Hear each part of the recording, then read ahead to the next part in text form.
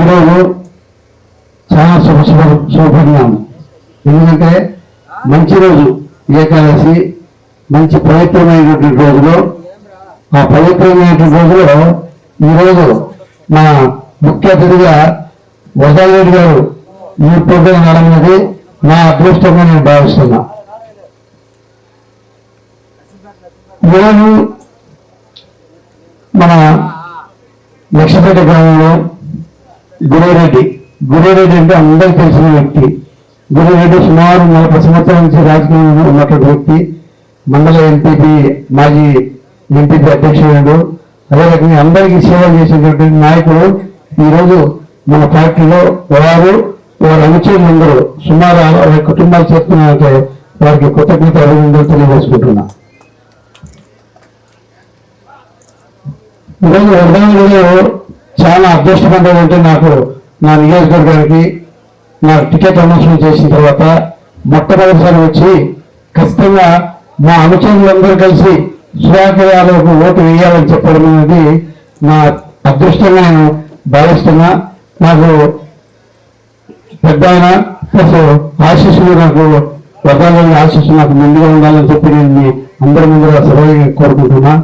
అదే రకంగా వరదారెడ్డి గారికి చేపల ఒకటే కాదు, చేపల మండలం ఒకటే కాదు, దూరు మండలంలో చాలా మంది ఉన్నాయి. నేను మొన్న చంద్రబాబు నాయుడు దగ్గర కూడా మాట్లాడినప్పుడు ఖచ్చితంగా వరదారెడ్డి ఖచ్చితంగా రావాలి రాజకీయంలోకి. వరదారెడ్డి నాకు మినిమం 3-4 ఓట్లు నాకు అనుకూలం అయితే ఖచ్చితంగా గెలవాలంటే, ఎవరైనా గెలవాలంటే లాస్ట్ 2-3 వేల ఓట్లు అవసరం పడుతుంది. ఖచ్చితంగా వరదారెడ్డి అన్న వల్ల మా నియోజకవర్గానికి చాలా అనుకూలం అవుతుంది. ఖచ్చితంగా వరదారెడ్డి రాజకీయం రావాలని చెప్పి కూడా నేను చెప్పడం జరిగింది. ఇంకా ముఖ్యంగా ఎవరైనా కూడా ఈ ఊళ్ళో వచ్చిన తర్వాత ప్రతి ఒక్కరు ఏం చెప్తారు, ఈ ఊరు అభివృద్ధి అయింది బ్రహ్మాండంగా, రోడ్లు కానీ బ్రహ్మాండంగా అభివృద్ధి అయ్యి అంటే వరదారెడ్డి టైంలో అయింది చెప్తారు. అంటే ఏ నాయకుడు కూడా పని చేసింది ఇప్పుడు ఆలోచించేసి ఇప్పుడు సుమారు 15 ఏళ్ళ కింద చేసిండు. ఈ రోజు కూడా అన్నగారి పేరు అందరూ మారుమూలం ఉంటుంది. అంటే సంపాదన ఎదగాల్సింది, ఏ పని చేస్తే గుర్తుంటుంది ప్రజలకు. అది ఈరోజు చాలా మంది ఎక్కడ చూసినా ఏమడిగి కూడా ఈ అన్నగారి టైంలోనే బ్రహ్మాండంగా అభివృద్ధి అయింది. ఇది ఒక సిటీ మాదిరి ఏంటంటే లక్ష్మీపేట సిటీ మాదిరి ఉంటే దానికి సహకారం చేసినటువంటి వరదారెడ్డి గారు కానీ, అదే గురేడి గారు దీనికి నిదర్శనం చెప్పి కూడా అందరూ చెప్పడం జరిగింది. చాలా సంతోషకర విషయం. ఇంకా మన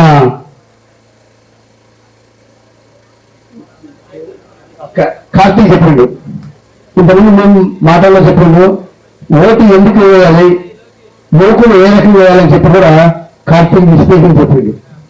అదే రకంగా మన గురేడి గారు గెలవాలంటే ఏం చేయాలి అని ఆయన విశ్లేషణ చెప్పిండు. అంటే గెలవాలంటే ఏం చేయాలంటే మనలో ఎక్కడైనా ఒకరికొకరు భేదాభావం పెట్టుకోకుండా చిన్న చిన్న సమస్యలను కూడా మనం పరిష్కరించుకొని మన ఆశయం ఒకటే, గెలిపే మన ఆశయం కింద ముందుకు పోవాలి. మీకు ఉదాహరణ చెప్తా, మన ప్రత్యక్ష నేను ఒక ఊళ్ళో మాట్లాడే సంభాషణ నేను చెప్తున్నాను. ఇక్కడనే రామాపురం ఉంది, దూరు రామాపురంలో 2014 రిగ్గింగ్ చేసిండు, 2019 రిగ్గింగ్ చేసిండు. ఇప్పుడు కొన్ని కారణాల వల్ల పార్టీ మారిపోయాడు. నేను ఒక పెళ్లికి పోయినా, మ్యారేజ్ పోయి వచ్చా 10 మంది పెద్ద మనుషులందరూ కూర్చోవాలి చెట్టు కింద. అంటే ఇప్పుడు మళ్ళీ మన పార్టీలో చేరండు. అంత ముందు రోజు మేము పెళ్లికి వస్తా అంటే చెట్టు కింద 10 మంది కూర్చొని ఎలా ఉంది రాజకీయం ఎలా ఉందన్నా అని పెద్దలు అడిగిన. అయితే వాళ్ళు ఏం చెప్పారంటే, మేము 2014 రిగ్ చేసినాం, 2019 రిగ్ చేసినాం, ఈసారి రిగ్ చేస్తాం. ఎందుకోసం అంటే మా వాళ్ళందరూ కాళ్ళు కానీ చేతులు కానీ పట్టుకొని అందరూ ఏకపక్షం ఇస్తాం. మా ఆశయం ఏంటంటే చంద్రబాబు నాయుడు సీఎం కావాలా. మా ఊళ్ళో ఒకరితో సమస్యలు ఉన్నాయి, ప్రతి ఒక్కరి సమస్యలు ఉన్నాయి. ఆ సమస్య ఇంపార్టెంట్ కాదు మాకు. మా ఆశయం ఏంటి, చంద్రబాబు నాయుడు సీఎం కావాలా. అంటే మా ఒక్కడు వేస్తే చంద్రబాబు సీఎం అనే ఆశ కాదు. మా కోరిక ఏంటంటే మా వంతుగా సహకారం చేయాలి. మేమందరం కలిసిమెలిసిగా ఉంటేనే ఓట్లు వేస్తే మాకు తృప్తి. ఖచ్చితంగా అందుకోసం మేము కలిసిమెలిసిగా ఏకపక్షంగా వేస్తాం సార్. ఎవరు ఏమి కొట్లాడుకునే గట్టిగా ఎలక్షన్కి వచ్చేప్పుడు మేము ఏకపక్షం అయితే చెప్పి వాళ్ళు చెప్పడం జరిగింది. అంటే వాళ్ళ ఆశయం ఏంటి, మనం ఖచ్చితంగా గెలిపించాలి చంద్రబాబు నాయుడు ఆశయమే కానీ వేరే ఉద్దేశం లేదు. అదే రకంగా మీరు కూడా గెలవాలంటే ఎవరు గెలుస్తుంది కాదు. ఏ గ్రామంలో ఏ విలేజ్లో మీరు కష్టపడాలా. మేమేం చేస్తాం, కోఆర్డినేట్ చేస్తాం అందరినీ.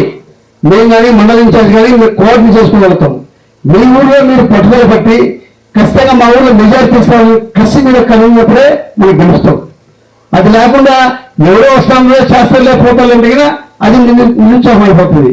కాబట్టి ఈసారి ఖచ్చితంగా మీరందరూ ప్రతి కార్యకర్త కూడా గ్రామంలో ప్రతి ఓటును కూడా వదలకుండా ఎవరైనా ఎవరైనా కానీ వ్యతిరేకించకూడదు. వచ్చినటువంటి వ్యక్తులు ఎవరైనా పార్టీ చేసుకుని మనము గెలిచేదానికి మీరందరూ ప్రాముఖ్యత తీసుకోవాల్సిందిగా మిమ్మల్ని అందరినీ మనస్ఫూర్తిగా కోరుకుంటున్నా.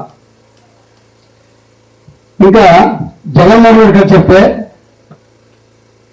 ఇక్కడేమో మన కేసీ కెనాల్ ఉంది. మన కేసీ కెనాల్ కింద సుమారు 90,000 ఎకరాలు మన భూమి ఉంది. ఆ భూమి ఉంటే ఇక్కడనే మనకు రాజధాని కడతారని చెప్పి రాజశేఖర్ 2008లో పూర్తి చేసిండు, శిలాపత్రం వేసిండు. జగన్మోహన్ రెడ్డి గారు వచ్చి సుమారు 2,000 కోట్లు టెండర్ పిలిచి శిలాపత్రం వేసిండు. అంటే మామూలు శిలాపత్రం వేసిన వరకము టెండర్ పిలిచినాక ఏజెన్సీ ఫిక్స్ చేసేసిండు. అంటే ఖచ్చితంగా వర్క్ అవుతుంది. నేను కూడా ఆశించిన ఖచ్చితంగా ఈ రాజధాని గట్ట కంప్లీట్ అవుతుంది, మన నియోజకవర్గంలో నీటి సమస్య లేకుండా పోతుందని చెప్పి నేను చాలా సంతోషపడినా. అయినా టెండర్ పిలిచిండు. టెండర్ 2,000 కోట్లు పిలిచి ఆ టెండర్ ఏం చేశారు, కుందు నదిలో ఉన్నటువంటి ఇసుక ఎత్తానికి టెండర్ తీసుకుంటారు. ఆ కుందు నదిలో ఉన్న ఇసుక ఎక్కడ పక్కనేసేది కాదు, ఒక మళ్ళీ అక్కడి నుంచి ఒక ఏజెన్సీ ఫిక్స్ చేస్తారు. 3 కిలోమీటర్ 4 కిలోమీటర్ ఒక లోక ఏడాది. ఆ లోక దగ్గర నుంచి కమిషన్ మళ్ళీ శాసనసభ్యుడు. దీనికి ఎవరైనా మాట్లాడితే పోలీసులు మాత్రం దాన్ని పట్టించుకోడు. అంటే ఎంత దుర్మార్గం. ఈ మన పక్కన భూమిని కుందు నది కూడా మనం ఒక ట్రాక్టర్ ఇసుక తీసుకొస్తే మన అర్హత లేదు. ఒక ట్రాక్టర్ తీసుకొచ్చి ఇమీడియట్ కేసులు పెట్టేస్తారు. అదే వాళ్ళే దీన్ని ట్రాక్టర్ తీసుకొస్తారు, ఇన్ని లారీలు తీసుకొస్తారని పట్టించుకునే నాయకులు లేరు. అంటే ఈ జగన్మోహన్ రెడ్డి అధికారులు ఏ రకంగా పనిచేస్తున్నారంటే దీనికి ఒకటే లేదు.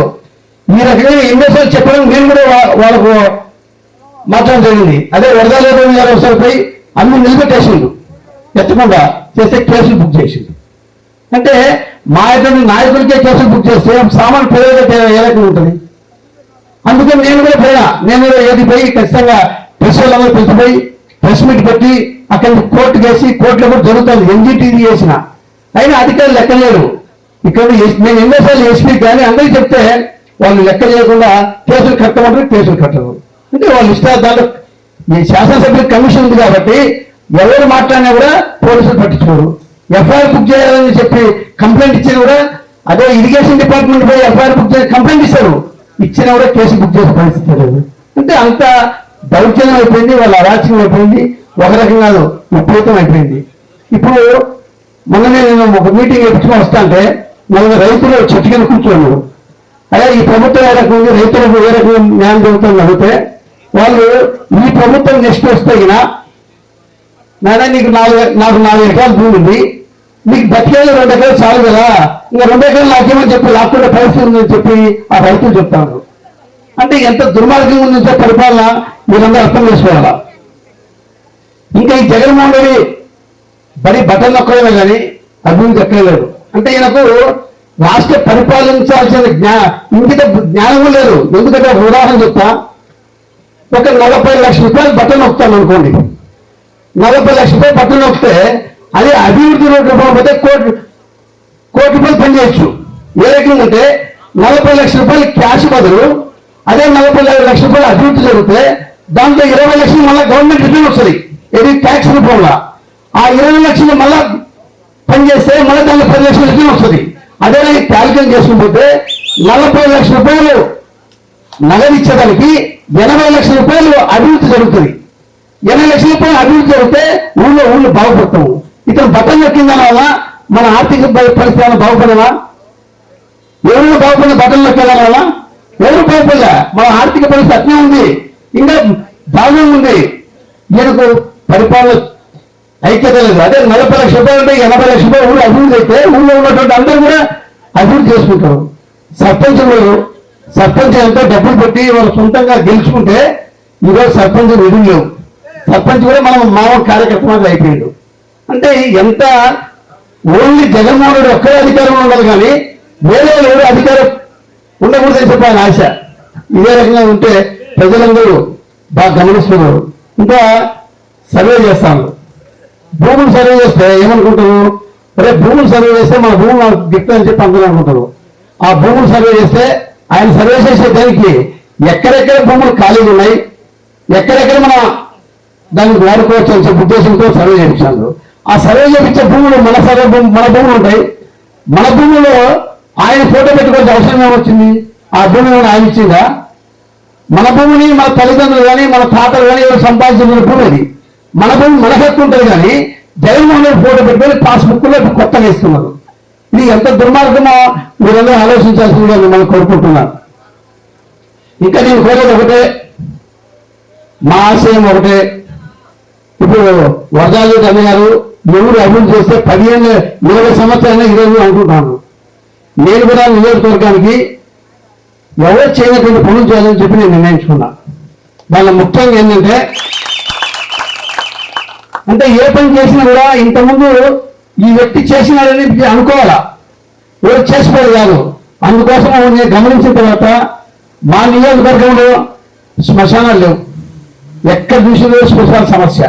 చాలా మంది ఈ మధ్య చాలా మంది పార్టీ చేరేవాళ్ళు కూడా సార్ మాకు శ్మశానం కావాలని చెప్పి కండిషన్ పెట్టే పార్టీ చేస్తాను. ఎంత దుర్మార్గం ఉంది. నేను ఆశించేది ఒకటే, మీ అందరి సహకారంతో మీరందరూ గెలిపించి మనకు అధికారం వచ్చిన తక్షణమే ఖచ్చితంగా మన నియోజకవర్గంలో ప్రతి గ్రామంలో శ్మశానం లేకుండా శ్మశానంకి ప్లేస్ ఏదైనా ఆక్యుపై చేసిన కూడా దాన్ని వెక్టిఫై చేసి శ్మశాన ప్లేస్ లేకుండా కొనే నుంచి గవర్నమెంట్ నుంచి దాని చుట్టూ కాంపౌండ్ వాల్ వేపించి ఒక బోర్ వేపించి దానికి ఒక చిన్న రూమ్ కట్టించి ఒక వాటర్ ట్యాంక్ కూడా కట్టించి వదలాలని చెప్పి నా ఆశయం. అదే రకంగా దోపికాన్ని ఇప్పుడు దోపికాన్ని చెప్తాడు, చాకలో దోపికాలు లేవు, ఖచ్చితంగా దోపికాన్ని ఇప్పిస్తాం. అదే కానీ బెస్తవాళ్ళు ఉండరు, వాళ్ళకి రిజిస్ట్రేషన్ లేదు ఎక్కడ కానీ. ఖచ్చితంగా నాకు సుమారు 4 పల్లెల్లో రిజిస్ట్రేషన్ కావాలని చెప్పి అది కూడా నేను ఇప్పిస్తా. ఇంకొకటి ముఖ్యమైన రైతులకు మాత్రము ఈ రాజుల ఆనకట్ట అనేది ఈ జగన్మోహన్ రెడ్డి కానీ రాజశేఖర్ కాలం కానీ ఊరికి శిలాపత్రికలకు శాస్త్రమైంది. మన ప్రభుత్వం వచ్చిన తర్వాత ఈ నెక్స్ట్ 5 ఏళ్లలో ఖచ్చితంగా రాజుల ఆనకట్ట కట్టడానికి నా వంతు కృషి చేసి ఖచ్చితంగా దానికి కట్టించడానికి సాధ్యమైనంత వరకు గట్టి ప్రయత్నం కంప్లీట్ చేసే కూడా నేను ముందు పోదని చెప్పే సందర్భంగా మీకు అందరూ తెలియజేసుకుంటున్నా. ఎందుకంటే ఒక పని చేస్తే ఎవరు చేయనటువంటి పని ఒకటి శ్మశానాలు, రాజుల ఆనకట్ట, ఈ 2 ఆశయంతో ఖచ్చితంగా ప్రజలు తీసుకోవాలనుకుంటున్నా. ఇంకా ముఖ్యంగా ఇక్కడనే ఏటిపోయిన స్థలాలు ఉన్నాయి. ఏటిపోయిన స్థలాల్లో ఎన్నో రోజులు అనుభవిస్తాను, అయిన వాళ్ళకు హక్కు లేదు. ఊరికి అనుభవిస్తాను కానీ హక్కు లేదు. మన ప్రభుత్వం వచ్చిన తర్వాత ఆ ఏటిపోయిన ఏ రకంగా హక్కు కల్పించాలో ఖచ్చితంగా మనం చాపాడు మనలో ఎక్కువ ఉంది. అది ఖచ్చితంగా నెరవేర్చాలని చెప్పి నా ఆశయం ఉంది. అది కూడా నెరవేర్చాలని చెప్పి ఈ సందర్భంగా మీకన్నా తెలియజేసుకుంటున్నా. ఇంకా చంద్రబాబు నాయుడు గారు ఈ పరిస్థితి చూసిన తర్వాత ప్రజలు చాలా నష్టపోతారు. ఒక రేటు కాదు, అన్ని రేట్లు పెరిగిపోయి ప్రజలు చాలా నష్టపోతారు అని సూపర్ 6 అని చెప్పేసి ఒక మేనిఫెస్టో రిలీజ్ చేయడం జరిగింది. ఆ సూపర్ 6 మేనిఫెస్టో ఏంటంటే తల్లికి వందనం పథకం కింద పిల్లలు ఎంతమంది చదువుకునే ఉంటే అంతమందికి 15,000 రూపాయల ప్రకారము ఎంతమంది కూడా అంటుంటే అంతమందికి 15,000 రూపాయలు ప్రతి సంవత్సరం ఇవ్వడం జరుగుతుంది. 5 మంది 75,000 రూపాయలు వాళ్ళకి ఇవ్వడం జరుగుతుంది. అదే రకంగా దీపం పేరుతో ఇంటికి 3 సిలిండర్లు, గ్యాస్ సిలిండర్ ప్రతి సంవత్సరం ఆ కుటుంబానికి 3 సిలిండర్లు ఫ్రీగా ఇవ్వడం జరుగుతుంది. ఇవన్నీ మీరు ప్రజలకు తీసుకోవాలి. నేను మీకు చెప్తాను, ఇక్కడికి వచ్చేటటువంటి మీరు లీడర్స్ అందరూ ఓటర్స్ కాదు, మీ లీడర్స్ మీరు ఈ పథకాలన్నీ ప్రజలకు తీసుకునే బాధ్యత మీరు తీసుకోవాలా. అదేవిధంగా ఆడబిడ్డ నిధిని 18 సంవత్సరాల నుండి మహిళ 18 సంవత్సరాల నుంచి 59 సంవత్సరాలు ఉన్నటువంటి మహిళకు ప్రతి నెల 1,500 రూపాయలు వాళ్ళ అకౌంట్లో జమ చేయడం జరుగుతుంది. అదేవిధంగా మహిళలకు బస్సు ప్రయాణం ఉచితంగా ఇవ్వడం జరుగుతుంది మన ప్రభుత్వం వచ్చిన తర్వాత. అదేవిధంగా యువకులం పేరుతో సుమారు యువకులకు ఉద్యోగాలు లేవు. చాలా ఇక్కడ ఇండస్ట్రీ లేదు. ఇండస్ట్రీ ఉన్నటువంటి ఇండస్ట్రీ పక్క రాష్ట్రాలు పోతున్నాయి. ఈ జగన్మోహన్ చూసి పెట్టుబడి రావడంలా యువకులకు ఉద్యోగాలు లేవు. అదే యువకులం పేరుతో చంద్రబాబు నాయుడు గారు 5 సంవత్సరాల్లో 20 లక్షల రూపాయలు 20 లక్షల ఉద్యోగులు ఇవ్వాలని చెప్పి కూడా ఆయన మహాశక్తి పత్రికలో రిలీజ్ చేయడం జరిగింది. ఆ యువకులకు ఉద్యోగం వచ్చేంత వరకు కూడా ప్రతి ఒక్క యువకుడికి 3,000 రూపాయలు వాళ్ళ అకౌంట్లో జమ చేయడం జరుగుతుంది. 3,000 రూపాయలు ఎందుకంటే ఎక్కడికి ఉద్యోగం పోవాలంటే ఆ రాత్రి తల్లిదండ్రులు డబ్బులు ఉండవు, బచ్చాలు డబ్బులు ఉండవు, ఆ పరిస్థితిలో కష్టమైతే కదా, అందుకోసం వాళ్ళకి ఉద్యోగం వచ్చేంత వరకు కూడా 3,000 రూపాయలు ఇవ్వాలని చెప్పి చంద్రబాబు నాయుడు గారి మహాశక్తి పత్రం రిలీజ్ చేయడం జరిగింది. అదే రకంగా అన్నదాత రైతులకందరూ కూడా ప్రతి సంవత్సరము 20,000 రూపాయలు ప్రతి రైతు కూడా అందించడం జరుగుతుంది. ఇవన్నీ చంద్రబాబు నాయుడు గారు మన ప్రజలను ఆలోచించి,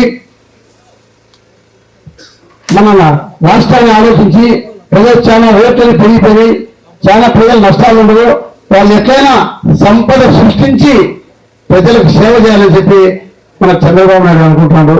ఖచ్చితంగా వారికి అందరూ కూడా ఈ జగన్మోహన్ రెడ్డి వచ్చే ఏ రకంగా ఉంటుందో మీకు అందరూ తెలిసిన విషయం.